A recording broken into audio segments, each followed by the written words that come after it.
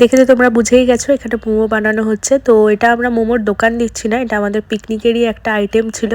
তো এখানে রেশাল ভীষণ ভালো মোমো বানায়, তো সেই জন্য ওর কাছে আমাদের সবার ডিমান্ড ছিল আজকে আমাদের মোমো বানিয়ে খাওয়াতে হবে।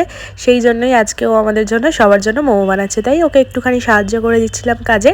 আর এখানে কাকিমা আছে আর বান্টি ভিডিওটা করে দিচ্ছে। সেদিনকে বান্টির বাড়িতেই আমাদের পিকনিকটা ছিল। আর এখানে সৌম্য আর বান্টি দুজনে মিলেই এখানে কাগজ ধরাচ্ছে, মানে ওই কাবাবের আঁচটা ধরাচ্ছে।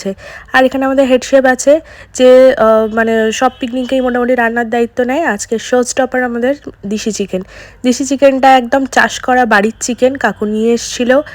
আর এখানে চিকেন কষানো চলছে, আর ওদিকে আঁচও ধরে গেছে, আর এদিকে আমাদের কাবাবও শিখে মানে গাঁথা হয়ে গেছে। কাকু এখানে আদা রসুন ছাড়িয়ে দিচ্ছে। মোটামুটি সবাই মিলেমিশে কাজকর্ম চলছে আর কি। তো বান্টির বাড়িতে এসেছিলাম, বেশ সুন্দর ছাদটা সাজানো আছে, আর বান্টি তো দৌড়াদৌড়ি করছে। আর এখানে হচ্ছে আমাদের মোমো চলে এসছে, আর ওদিকে আমাদের কাবাবও পুড়তে চলে গেছে। মোমোটা অসাধারণ হয়েছিল, আর রেশাল ভীষণ ভালো মোমো বানায়।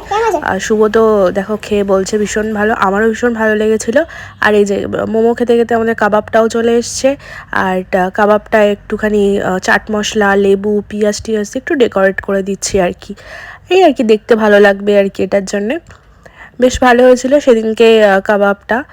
আর এখানে তোমার এর সাথে একটা চাটনি বানিয়েছিলাম পুদিনা পাতা, ধনে পাতা, টক দই দিয়ে, সেটাও বেশ বাড়ি থেকে বানিয়ে নিয়ে যাওয়া হয়েছিল।